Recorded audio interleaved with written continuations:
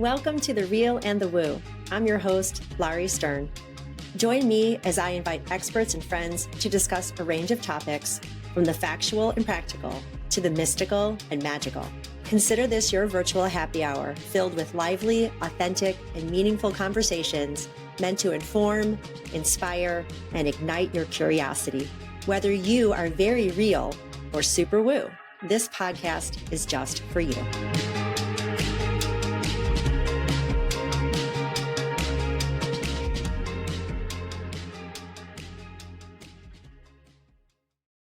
Welcome to The Real and the Woo. I'm your host, Lauri Stern, and today I have one of my friends, Gregory Zarian. And I'm so excited about this because we've been trying to schedule this for quite a while, but between you and me, you're busy. so, so You're a mother, and then, of course, we know Doc keeps you busy, and then family. So yeah, and in my defense, as you love your twins, we are your other set of favorite twins because we met on the beach in Maui. I was going to get to that. You really wanted to do a twin thing with my twin, and I just went, no, you're going to have me on your own. Yeah, well, that is such an identical twin statement. And of course, I treat you each as individuals and together as a corporation. And so at some point, I will get you together and I will have my time with LZ. But I'm glad I got to start with GZ. So Gregory Zarian is an Emmy-nominated actor, as you can see if you're watching with us. He's a model, super gorge, and a huge supporter of 12-step programs. And among other things, he's best known for his role as Reed Phillips in Westworld. So people might know you from that. That was fun. And you're currently on Venice the Series, and that is your award-winning show. And I did not know this till I was doing a little recon on you, that you're actually playing twins. And that cracks me up because pretty much if you're playing twins and you have a twin, now you're triplets. That's actually true. Yes, I actually agree with you. That's true. Because now my question is, since you're playing twins, yes, do you get to sort of work out some sort of Gregory and Lauren scenarios for the positive in terms of like repairing some things that may have occurred, and the positive of having some experiences that you dream about, but you can't just do little logistics or whatever. So you get to do this whole twin role play thing, but then is it confusing sometimes to show up as yourself?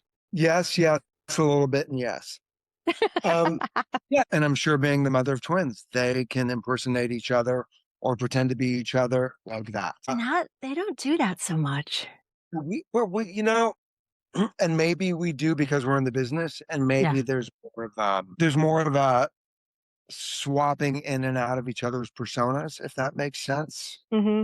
Well, you do cross cover. I mean, because you're both on TV, you're both in film. You're on the commercial. I always text you like, I saw you on the commercial. You're the Greenhouse twins. But what's funny is if I close my eyes with you guys, your voices are very similar. And my twins' voices aren't as similar as I find yours with Lawrence. Yeah, ours are very similar. You know what's fascinating is when Venice the Series, multi-Emmy award-winning streaming drama. It's been around for over 10 years, created by Krista Chappelle.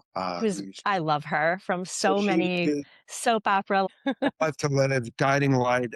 She played Carly Manning on Days. I used to be on Days. I know. I grew up on Days and Young and the Restless, and there's people on Venice I recognize from my childhood and teenage years, and Well, that was part of her devious plan. Yeah.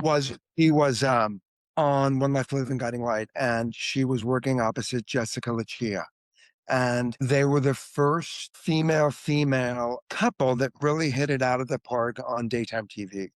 And at the time when the shows were on and their storyline was pretty profound and airing, two women had not kissed yet on daytime TV. Unfortunately, the shows were canceled, and Crystal went, wait a minute, I want to continue this storyline. Because at the time, it wasn't even streaming, it was a digital drama over 10 years ago. I can do this on the internet. So she became one of the first women to take the idea of a soap opera, put it onto our little screens here, and now everything is streaming. But they could say that they could cuss, they could have intimate scenes, like now it's sex scenes, but intimate scenes all on your computer. And then it has now just been gangbusters all over the world. It's won a handful of Emmys. I've been on for 3 seasons. I met her at Nadia Bjorlund's wedding. She was my soap opera crush. Oh, mine too. She's beautiful. Like, hi, can we kiss? And brought me in for the first season and then said, wait a minute, here's a nice soap opera twist. We want you to play the twin. And so I now play Nick and Nate Vander. And it's so funny because I had played twins. I looked at my Emmy nomination thing and I'm like, oh, yes, I was nominated for an Emmy for Nate. And here's what I love that I'm grateful for. She dove into my character being bullied as a gay character.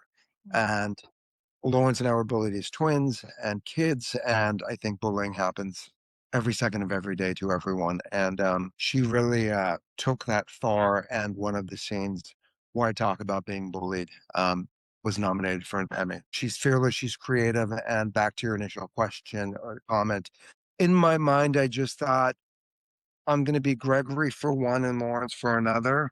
And well, no, what I did, Lauri, is I took the best of both and I played with both. And it's a great show. It's on Vimeo. It's about life. It's just, I always say it's a love story and it happens to be about two women. Hmm.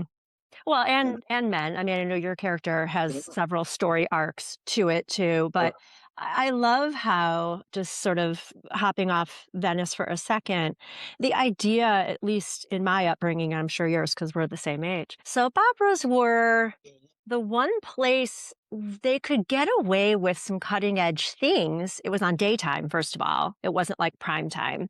But like all the crazy storylines, like Marlena getting possessed on Days of Our Lives or whatever, love stories between men, women, whatever, they really did pave the way prior to streaming, where you could cuss and get away with much more.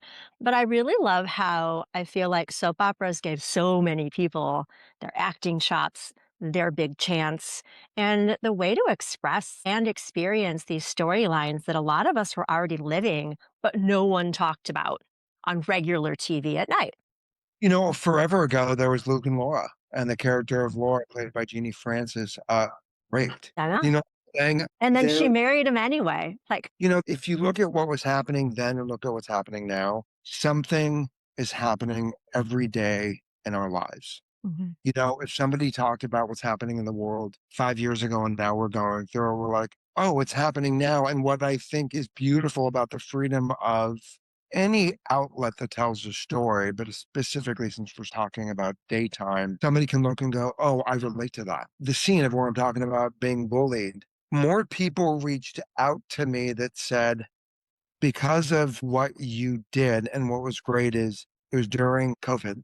Mm. So everybody was living on their computer. And my platform was about bullying, was talking about, if you were someone you love as being bullied, go to, bullying.gov and reach out and you're not alone. And what you can do is more people reached out to me at that moment to say, thank you for bringing awareness to bullying. I may play a gay character that's being bullied, but there's now a few avenues that people can go to. Oh, thank you for bringing awareness to that. Thank you. I too am a twin that is gay and bullied, and I too have this. And my mom was an alcoholic. My dad did all these things. And, you said something that I appreciate the most is talk about it. Yeah. People don't talk about it. Yeah. You know, Well, and the women, bullying, I feel like we're so focused, understandably, and we're going to get to your other work too that you do for the world, which is amazing. But we so focus on kids because of course they're the most vulnerable and we need to pay attention, but adults get bullied too. And at some point we are supposed to grow up, put up and shut up. Fuck no. Like, we need to talk about it because you know what? Everything triggers what is not healed. And you and I have talked about this. And so what I love about your ability to play characters like this is you fortunately and unfortunately trigger upset that creates meaningful and profound change, hopefully, whether you are the bully and now you can see the damage that you're doing, so you make changes, or you are the victim and now you're getting a voice. And well, let's just talk about it now because I know through this role, you have now become an ambassador for the freetolove.org. Yeah. So, do you want to just talk about that? Because I was going to get to that, but we're talking about it now. And since you and I go like this and we bring it home, yeah, Free to Love was created by a girl I've known since I was a kid. Her name's Tanya Sandus. And she's married. She has kids. And she really just at one point wanted to change the way we all look at bullying and give people that are being bullied, especially the LGBTQ community, a place to go. Most people that are being bullied, we've read online, we've heard news stories about a young girl that was being bullied by her friends and committed suicide. I just saw something a few weeks ago about a young girl that was beaten to death. Like she was bullied. Like, I don't get it. I don't understand it. At the time that I was being bullied when I was a kid, I was too afraid to discuss it. And what I am proud to have done with Free to Love is I love that she really focuses on LGBTQ plus. We've integrated any kid being bullied. Mhm. Any kid that I just saw my nephews a few nights ago and I said, guys, when you're at school and there's someone sitting by themselves and they just seem like maybe they're a little bit different or that they've been bullied, stand up for them. Go say hi to them. And they say, Uncle Gregory and Uncle Lawrence, we do because of what you said to us years ago. I mean, Laura, you know this. Being the mother of twins, it's different than just having a kid. We are different, we are treated differently, we are looked at differently. In the SAG guidebook, we're under the same category as clowns. Twins? We are circus players. It's a novelty act. Are So you kidding? I was on a show years ago, and an agent said to me, you could have gotten double the money because twins are considered a novelty act. When you talked about the commercial, we were hired independently, but we were booked as twins. So it's considered a different category. It's Just true. the word novelty act, first of all, twins is not an act. Second of all, you're It's, it's, unique. You're it's a, unique. And it is yes. novel. But the way they group you with clown, you're not a clown, you're a human being, so are clowns, but they scare the shit Well, out of me. But wow, SAG needs to catch up. well, let me say this. It's considered a novelty. It's under twins, triplets, quadruplets. It is listed specialty acts. It's a Okay. specialty. So And is it's it not kidding it because at the time SAG was created in the 40s, I think 40s. They had to find a place for everybody to fit into a certain category. I'm on something called Actors Access Casting Frontier. There was a page dedicated to Gregory Zarian. There is a separate page through my teams, LA in New York and commercially, just for Lawrence and I. It's not just enough to say he's a twin, but there is a specific page, a specific link, a specific heading for Lawrence and I, because it makes it easier in regards to the business. And listen, being a twin, novelty act me all you want, mm. because I think to work with Lawrence, we then get to do something. And it's also a specialty act. It really is. Well, I like the specialty versus the novelty. Like when you first said novelty, the reason I got so irate because you grouped it with clowns, and I was just like, that to me is like a circus act, and Sure. you're not a circus act. You're legit, really good at your craft, as is your brother, as is anybody else who's a twin, a triplet, a multiple, whatever. But we were touching on the bullying side of it, and I wanted to sort of segue back to there, if you don't mind, because yes, I'm a mother of identical twins and they feel each other's emotions and read each other's minds and can finish each other's sentences. So if one of them is experiencing bullying, it affects the other one, especially, they don't have necessarily the same friend groups. It's like intersecting circles. So that's hard. And then the bystander stuff comes in, like you're addressing with your nephews, which is huge because we do need allies and bystanders to stand up against bullying. And it's hard. It takes a lot of balls and courage to do that, and support and education on why we need to do that and how and where to go talk about it. And I was bullied in fourth grade. This one kid got the entire class to gang up on me except for one girl. And from that experience, I always say to my kids, it takes one friend. And then in the work that I do now, I wish I knew what I knew then, of course. It just takes being a friend to yourself first. And we weren't talking about that when we were growing up. We were always talking about be kind to others as you would to yourself, but we didn't really know what being kind to yourself looked like or felt like or could be like. And so that's really important too. Well, yeah, I mean, it's an inside job. Yeah, for sure. It starts with what we do inside. I don't it's hard to know that someone is being treated poorly because they're different. I feel that bullying is someone just wanting attention. Because then I think, what happens at home? What's going on at home? Were your parents bullying to you? Because we're taught what our parents treat us. My parents be nice to everybody, especially our mom. There were people in my mother's life that ended up really, really hurting her, and she was still kind to them. Hmm. So I am very much my mother's son. I just, and this is important for me, if someone you love or you are being bullied and it happens online and you are being cyberbullied, block these people, get off your account, call your parents, restrict them, make phone calls, do what you can. Because if you take bullying to such an extreme, I don't believe anybody, when I hear about a young teen girl taking herself out because she was bullied, she wanted the pain to stop, didn't want to hurt anymore. Being sober. There's a lot of people I know, especially recently, that have taken themselves out being sober. And for me, it's they wanted the voices to stop. They didn't have a grasp on anything. And if I can just stop thinking this right now and it ends up them just being gone. Mm. Well, there's one, like, what about that one person that can go, I got you? And that's the beautiful thing about for anybody that is watching this or anybody anywhere is, reach out to freetolove.org, reach out to the Trevor Project. Someone is there 24/7. And so as this young girl was dealing with a horrible addiction problem. I was hosting a show called Healthline. She ended up coming across one of our shows. We were talking about addiction. The counselor, Scott Robertson, and I were talking about how deadly alcohol drugs can be. She found the second episode of our show, reached out to her parents, checked into a rehab facility that was sponsored by the hospital that was putting on the show. From what I know to this day, she's sober. It's amazing. You and I were brought up when we had three channels, and then it became five. 11 and 13, I don't know what it is in the Yeah. Midwest, and Good. you couldn't talk about it. You couldn't talk about, like even in recovery, people were like, "When did you know you were an alcoholic?" Well, I didn't think I was an alcoholic. I was just drinking. Mm. And then there was cocaine, and then there was crystal meth, and there was all of it. And I wanted to be included. I wanted to fit in. And then it became oh, but if I'm not doing this, I'm going to feel that. So let me just, because we're also so afraid to feel. Yeah.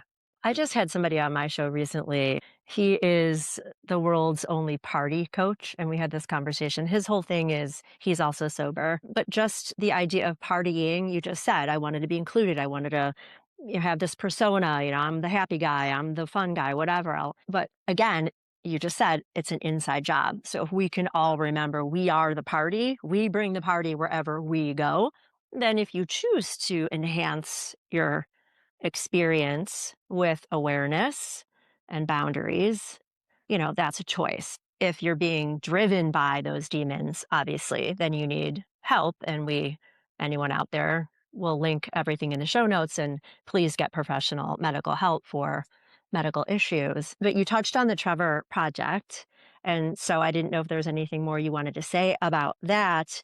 And then you've also got your involvement with Project Angel Food. And there's a quote that I found of yours that I love.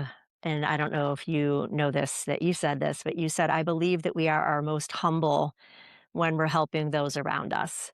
And to be humble in an industry in which you are fully dug in is huge. And so I love that you connect with that part of yourself to give back. Trevor Project, Free to Love. And there are local ones all over the country. They are big ones here in the US and they are based out of LA, New York. If you or someone you love is struggling with your sexuality and your identity. Google the Trevor Project, Google Free to Love.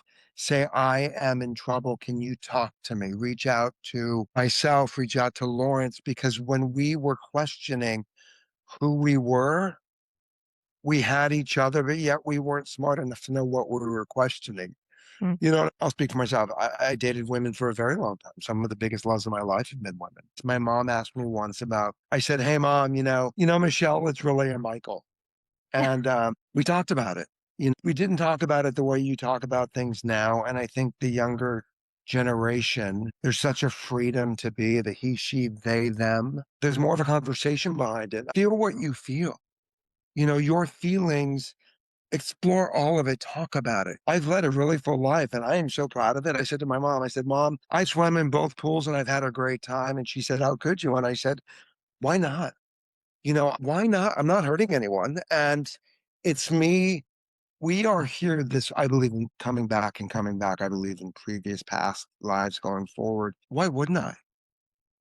I want to be curious. I want to know that I did all of this and then I got this. And now, I'm married and happy and it's 10 years and we love each other and it's so great. And people come up to us and say, you're really a great example to couple goals, mm, not two men goals, but couple goals. And John and I'll be like, well, what do you mean? Well, you guys are so kind and fun and you really like each other. And the biggest compliments are when our male female couples say, hey, you know what? We saw that. And oh, we paid attention to that. And wow, you two really talk about everything. And I just went to the HRC gala event, which was phenomenal. And I met this guy and we were chit-chatting and he had met me before and he said, I'm engaged. And I actually just had the same conversation as well with somebody at a modeling job I was doing. And I said, let me just share one thing with you that was really important to me before John and I got married. I had been betrayed for 4 years by my ex. Lies and betrayal and cheating on me with my best friend, going to cheat on me with the ex. And there was such a break for me. I didn't make a promise to John for me. I made a promise to John for us. I said, I will never look you in the eyes with a secret because one withholding. And I mean, listen, you're my marriage goals. I mean, I love you. But you know what I'm saying? yeah. And and I don't know the ins and outs of your relationship yet. I see you both really like each other and genuinely love each other. And we've talked about your marriage and we've talked about mine, but I just said, don't look your future husband in the eyes with a secret because one withholding turns into two, turns Mm, into keeping out and keeping away. And then all of a sudden, is you're lying to the person that you say you love the most. 10 years in, it's not that I didn't give him a gift, but I'm also accountable to me. yeah. What would I be hiding? What would I be holding? Let's talk about it. Well, I was just having this conversation this morning with a friend of mine, and this comes to me all the time about holding on to anger is like holding on to a hot coal, expecting the other person to get burned. And when you keep secrets, listen, we're not talking about you're going to throw John a surprise party. Like that's a good kind of secret. That's I did do that, and he did not know. I I was good. I I've was thrown good. Rick a surprise party as well, he didn't know. But, one little, etching away, it's like water dripping against stone, and as we know, water can alter stone. And so It's a that's a beautiful. beautiful thing that you made that commitment to not be that drip, drip, drip, because it just takes one and then the floodgates can open. I love your relationship with John, and I like him also for who he is outside of being a couple with you. I believe being a mom of twins, I'm very cognizant of treating units as separates along with being a unit, just because you are not the same people just because you're married to somebody. Anyway, so that's just my little take on it. I wanted to talk about That's Amore because I loved that movie and I watched the whole thing. And then I had forgotten that you were on a rendition of Scooby Doo on YouTube. And who doesn't love Scooby Doo? So I want you to go down the road of anything you want to talk about because I wanted to ask you of all the roles you've played kind of questions, like what was your favorite or what was the most challenging or what did you learn the most, which I'm sure you've been asked 1,000 times. But more than that, do you have like a dream job or like a dream co-star that you're manifesting also? So in no particular order, I just want you to talk about your craft. You're more than your craft, but I want to hear from you. I just want to wrap up one thing, putting a quick pin in that. The internet is an amazing thing. If somebody is struggling in regards to who they are sexually, who they are in regards to addiction, Trevor Project, Free to Love, Google GLAAD, the Gay Lesbian Alliance. It's all about talking about supporting the LGBTQ community. HRC is phenomenal. It is Human Rights Coalition. We all have the right to be seen, to be loved, to be heard. Who we love is no one else's business except the person that we're in love with. And I am my mother's son. I really work 24/7 at being of service because at the end of the day, if you do random acts of kindness, I was just working with a model that was new to the business, and I just said, you have a dresser, but hang up your clothes. Hang them up better than when you found them. Ask your dresser what you can do when you leave a TV set and you're getting ready to go back to your trailer or wardrobe and you take your plate. Ask everyone at the table, hey, can I take your plate? Can I get you something? When you leave any job, make your dressing room, your area look better than it did. Say thank you and please. The assistants, the associates, the interns, they are as important as your director, as your online producer, or as your casting director. Acknowledge everyone. I feel like you're giving people an opportunity to give an acceptance speech at an award show because hopefully when you do that, you're thanking every single person you're just naming, but you're asking people to do it in every moment of their day, and that is wonderful. The mailman comes up to our house and says, hey, Gregory, how are you? And it's not because he gets cookies and water. You guys are so funny with the cookies. You But love it's everyone out there. You want to get into Gregory's heart, send him cookies. in, in peach scones. Oh my God. I've become a peach and multi-berry scone whore. I Um, love multi-berry scones. Yeah. it's just about, they're just random acts of kindness. It's you're seeing humans, you're acknowledging the soul. I carry a handful of quarters every time I walk up and down the street. And if I see someone's meter expired, I put a quarter in there. Mm. They will never know. There's a woman I saw at the market, and I think, I broke my leg and I was on a scooter and I was at Trader Joe's and could not walk, could not do anything. And all the younger people were cruising past me. No, nobody was helping me except this couple that was at least 20 years older than me. Husband and wife couldn't have been sweeter. Opened the escalator, got me a scooter in the store, did everything they could for me. And I bought her flowers. And she said, what's that for? And I said, you made my day. And I'm not saying it for anything other than we can all be those people. Open the door for everybody and anybody. Hey, are you well? How are you? How is your day? And in the business, especially now where the business is so different, just be kind, say thank you and please. Human acts of kindness in life at your job is huge. One casting associate will call somebody that she just worked with, will send a mass email out to all the casting directors. Hey, bring in Gregory. He's Mhm. kind. He does his job. Thank you and please. And hey, you know what? I saw him pick up somebody else's cocaine. Simple things that we were taught by our parents. Kind, simple things. Yeah. It's like the Fabergé Organics that I always come back to that, tell two friends and so on and so on. And it really does ripple. Just one random act of kindness ripples out in ways we don't need to know. We just do it to do it. And it does really make a difference just in terms of the vibes going out and around us. So that's wonderful. We feel good. Yeah. It feel good doing it. Exactly. Something, an addiction, it's a addiction of self-obsession. And when someone I know, or even when I am in self-obsession and struggling, I pick up the phone and I call someone. And I go, how are you? Especially somebody in recovery. How are you? How's your day? What's happening? Gregory, how are you? No, no, no, it's about you. 20 minutes later, their possibly shitty day is turned into a better day.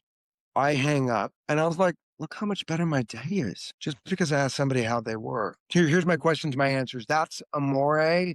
I got to do it with one of my dearest friends. My friend Paul worked with an actress friend named Christina Moore. They were hiring him on this Netflix film. He needed to have a gay husband. He invited me into the movie and we did this movie with these amazing people. And to date, it is one of Netflix's top Valentine's Day stories. And what I really appreciate about them, and it was produced by ESX Entertainment, they are doing everything and anything, and they do great love stories. Now they're doing action adventure, and they didn't make a thing about us being a gay couple. They just had Paul and Greg playing this couple that happened to be. And there's some cute little catchphrases that I ad libbed, we had lived, and people still to this day reach out to us on social media. And like one of my things was I did Olay, and Mhm. people will, and I know exactly what it means. One of my all time favorite jobs was, every job to me is amazing because I believe you always have a choice, was the series Counterpart.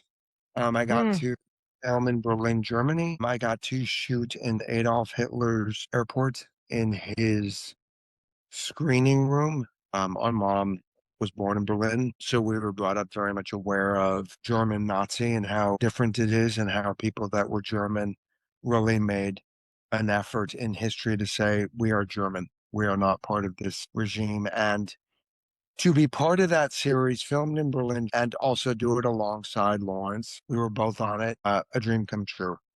To grow up going to Berlin when the wall was up, to film in the city where the wall came down, and to see this country living in reparation and living in the history of what happened, to the history of who they are, and going back to a story, Counterpart, that was based on the Cold War. SAG at its best with amazing actors, and worked with another set of twins, and it was a dream job. I want to do a movie with Lindsay Wagner. She is my everything crush, Jamie Oh, Summers. my And woman. oh my God, I did a movie called 86 Melrose Avenue. It was about Yeah.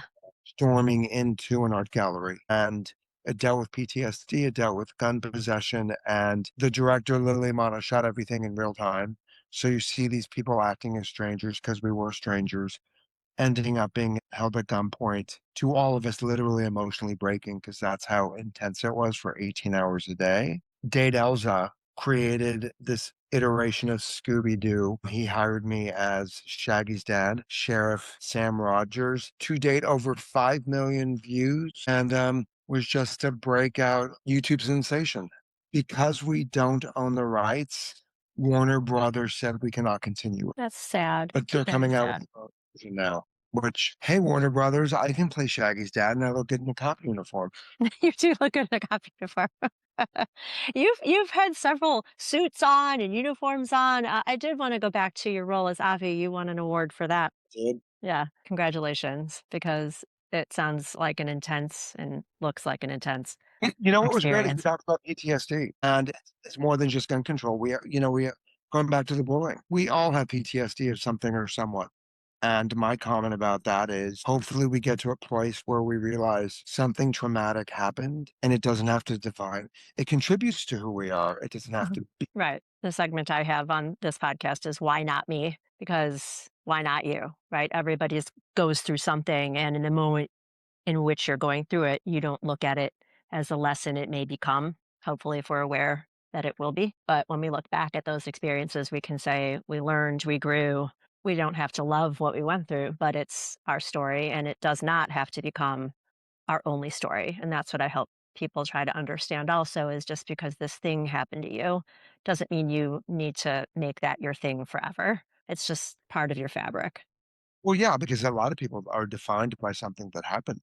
I have a thing Exactly. so defined by the upbringing. And I'm like, but that's what happened. Of course. Then I mean, you also, that's, well, yeah. you then embrace and you ask questions. And then, my dad and I had a rough moment in life. And as I was going through my 12 steps, and on the fourth step, it's who, what, where, who it was, what happened, how did you feel, and what your partner is. And I remember saying, well, what was my partner? In tears.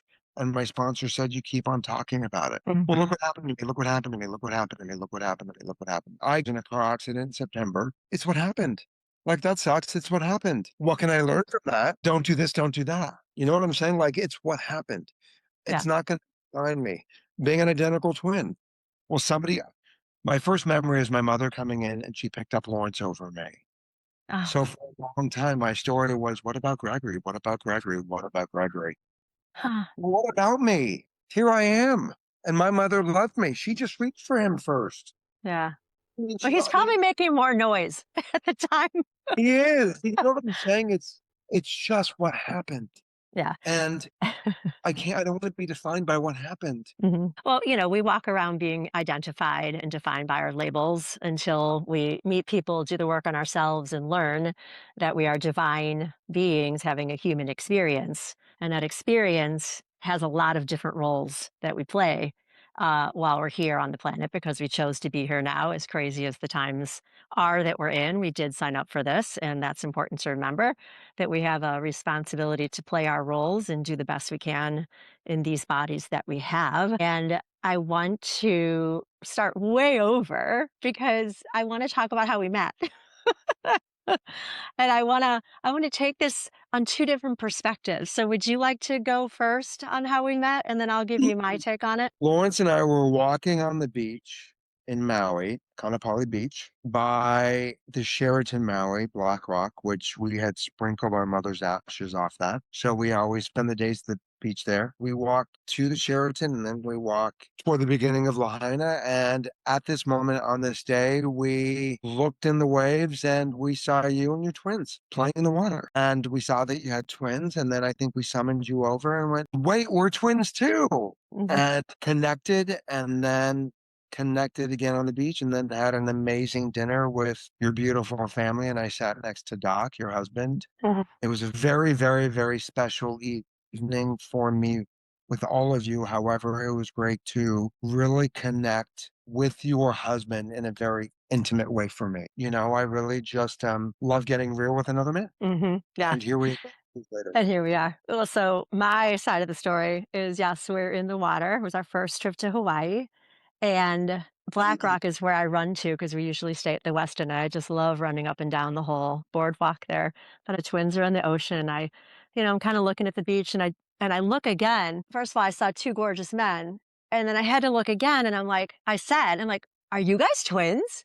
And then, so that wasn't necessarily a summons, but you took it as one because then you guys look, as a fact, yes, we are. And then it turns out your birthdays are really close to my twins' birthdays, and your birthday's on my late father's birthday. And so we have all these wonderful connections. And then, yeah, we had two dinners, but the one that I loved also when you connected with Rick is randomly Noah was going to get his driver's permit, I think soon.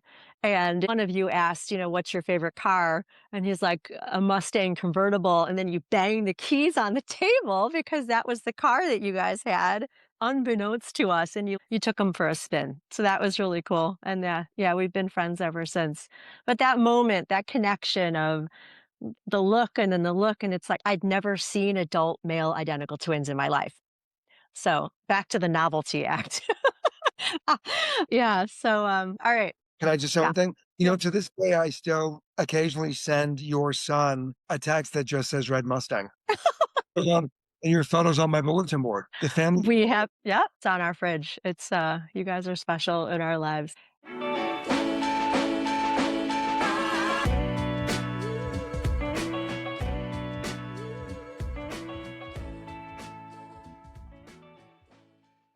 Gregory Zarian, in this moment, what is bringing you joy? Talking to you, uh, And my puppy, my husband, my curiosity. mm, Something I was in Egypt, and there was a moment where we were walking up the Nile, and we were on a dahabeeyah, beautiful boat, 5 days. When you see the movie Death on the Nile, the oldest one, and then the current one, you see this gorgeous banks, and you see these tombs carved into the mountains and into the banks. And at this moment on this day, I was walking back to our tour group, and there was a gust of wind. The Nile was here, and the reeds were billowing in the breeze. And I stopped, and I felt like this, and I felt something.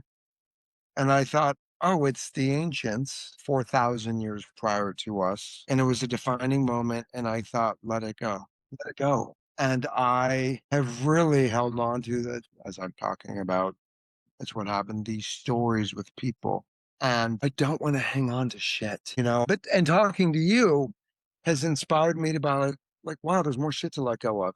I'm letting go of things, like physical things. Like I am giving away boxes and boxes of things that I don't need, I don't use. I have a great art box that I used to make ornaments with. I want to take them to a school. Mhm. There's tall tubs of glitter in there, Yeah. markers and boxes of Sharpies, like, They'd be you know lucky to get it. I'm so glad you brought up Egypt because it's calling to me. And I was just listening to something this morning, meditating with this really cool Egyptian music, this guided meditation. I'm happy to share with you. But so many people come back with these profound experiences. And in the moment that you're describing, it happens just like that with a gust of wind or a drop in. And I don't have it on today, but I wear it every day. And when you've seen me, I have it on this intention stick necklace that I wear.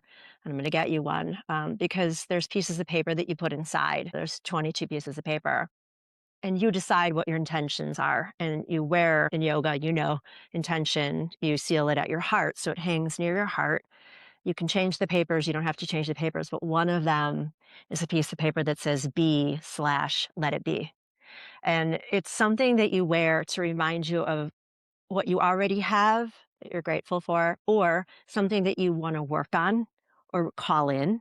And so I think it'd be a really nice tool for you. Plus, it's wrapped with the tree of life. It's gorgeous, but it's a really meaningful piece of jewelry to me. And it really does help me remind myself of my intentions and a mantra, whatever you want to say. But I know your trip got cut short, but is there any other thing you want to share about your experience on that trip, whether you yourself or you and John together, any other magic? What's so fascinating about Egypt is these amazing tombs were buried by the floods and sandstorms, Mhm. and everything was preserved for, up to 4,000 years. Like, we don't know anything. There are mummies that were preserved thousands of years old. And how did they stand these obelisks up? We have I cranes mean, and how did the uh, pyramids get made? There's so many theories on. I was just watching the 10 Commandments, by the way. I have to do it every oh, Passover. Moses, Moses. And that's But like, the obelisk went up because all the slaves, put it up. Yeah, it's fascinating how mechanically and the engineering alone, oh my God. I can't even. Pompeii. We were in Pompeii a couple years ago. Just their water system, their routing system. Their form of the alphabet is hieroglyphics, Mhm, and every symbol means something. Bees were pollinating into the lilies. This gorgeous, I'll text it to you. mm, This gorgeous hieroglyphic of the bee and the lily pollinating life.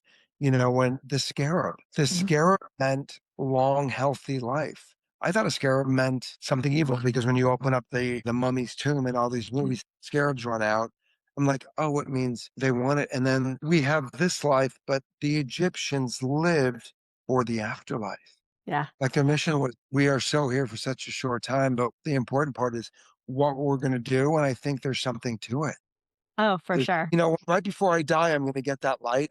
Well, why don't we live to see the light now? Whatever that light Well, is, that great we awakening. Yeah, we are, and we can, and we do, and we're meant to. We're learning how to more and more, and it's practice also, but also just knowing that we are beings of light, regardless of if you meditate or not, whatever you define that as. So it's interesting the way you just described the scarab, and this is also going to come full circle. I just wrote this because I'm writing a book, but there's a great quote by Wayne Dyer, and I'm going to screw it up, Well, but when you shift the way you look at things, the way you look at things change.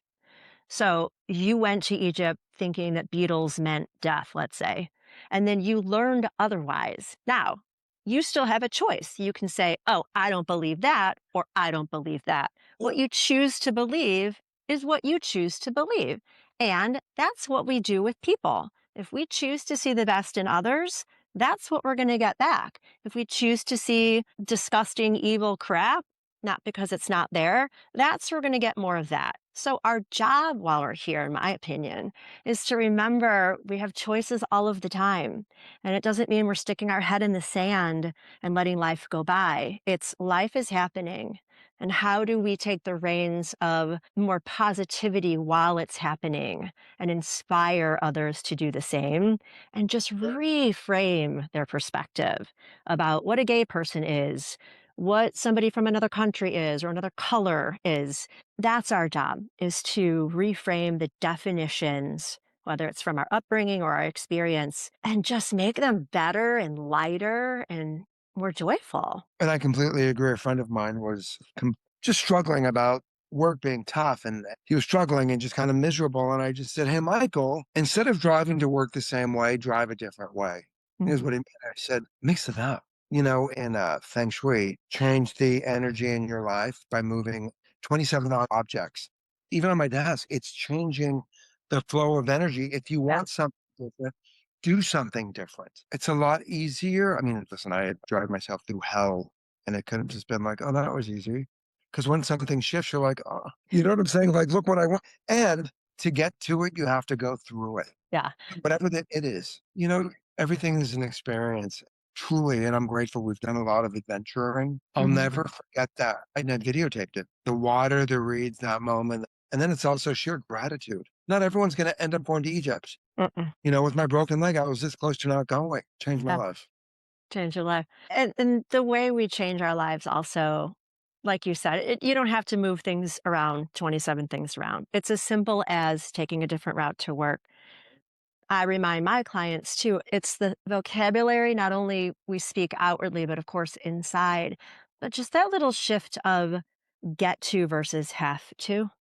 I get Sure. to go to work is very different than I have to go to work. I need to. I want to. I Well, choose to. right. So we're speaking the same language. All right. Before we end our time, I have two questions. Is there anything that we missed that you want to add on? And if you were asked what others would say is your superpower, what do you think other people would say is your superpower? My superpower is that I'm just a really nice guy. I really am. Like my dad gave me a compliment years ago, and he said, "You are so nice. You say hi to the Walking Dead." And I went, I do. I love it. I love asking anybody and everybody how they are. How are you? Mhm. And you're Like I don't. sincere. It means something to me. There was a young lady that I spoke to during COVID, and I asked her, "How are you?" And she said, "I'm fine." And I said, "How are you?" And she started sobbing. And I said, "What happened?" She said, "My boyfriend died 2 weeks ago from Mm. COVID." Just by me asking, "How are you?" So my invitation to anybody that is going to pay attention to us, just ask someone how they are. How are you? How is your day? You may never see that person again, and you made an impact on their day. Last thing is, two things. Once again, you are not alone if you or someone you love is struggling from any type of addiction: sex, alcohol, food, drugs, lying. Lying is an addiction, stealing, all of that. Reach out to me, Google smoking recovery. I was a smoker for 20 years, 2 packs a day for 20 years. The hardest vice I've ever given up I love that you post your anniversaries every year too. It's important that other people get inspired by that. because you're not alone and we are all Mm. part of we are misfits on the island of misfit toys. And one person turns into two, and there was someone out there willing to take your hand. And here's my last question. What inspired you to create this conversation for the people in your life and or the people that are seeing you in this platform You mean my conversation with you or in general with the podcast? in In general? general, That was my about whole in yeah, no, my whole intention with this podcast, the reason I ask my guests what brings them joy is my mission is to cultivate and help people cultivate more joy in their day. And we forget that joy is a birthright, like love, and it's a muscle that we need to exercise like any other muscle. And we walk around thinking joy is frivolous. There's so many more important things. But when we make more room for joy by pausing and just noticing what is bringing us joy in that moment. It's a practice, it's an exercise, it builds that muscle. The main reason I started this podcast is I, like you, am very curious. And I feel like if I want to talk about something, one other person, just one other person, might be interested in it. And it's my way of connecting dots between the people that I want to talk to and learn from, and anybody else out there that is resonating with the conversation that then feels seen, heard, understood, and they're just a dot on a beautiful, huge dot matrix world. That's why I do it. I love that. Thank you for inviting me in. Well, thank you for agreeing to be here and having time to be here. I really appreciate, love, and adore you. And I will make sure everything we discuss that is clickable and usable will go in my show notes. And I know there's so many facets about your life that is so fascinating that we didn't touch on, but none of that really matters because I agree that your superpower is you're a hell of a nice guy and you are everything about coming from your heart with intention and integrity. And everything you do just shines through with that. So thank you for being a model of that. Thank you. Can I just say one last thing that popped into Of my course. I had a cup of coffee with a friend of mine, and she has a little bit of a dance with her dad. Ask your parents questions. Hey, what were you like with your mom and your dad? Ask your parents questions. Get to know them. There is such grace that I've given my parents because with both of them being passed, there's not one thing I missed. Mm, A lot of people can't say that. Well, ask them questions. Talk to them. Hey, what's it like being the mom of this? What's it like? How was it with your parents? Because the more you ask, the more grace from both of you. Because most people don't ask their parents questions. wow. Most people, hey, what was it like? And it popped into my head and I miss my parents and there's nothing that I miss. Yeah, it's just acknowledging your parents are humans too, is Sure. what I'm hearing. And they cry. You know, the first time I saw my mom cry, I thought she was broken. I was freaked out. Never saw her cry before. I was little. But they have emotions, they have hopes, they have dreams. They want to talk about themselves. Even if you're raised in a house, you guys that, only speak when spoken to, find a way to ask a question. And if you can't get the answer from your parents, like mine are on the other side as well, maybe there's brothers, sisters, aunts, uncles, cousins, friends that you can ask and just fill in some holes. And you can also have conversations with them anyway, because they do answer if you're able to listen and believe in that. And they want to answer, they want to come through and play with you from the other side too. So they're always with you. I love that. Yeah. All right. Gregory Zarian, my love, my Yeah. friend. Thank you so much for being with me on the real and the move.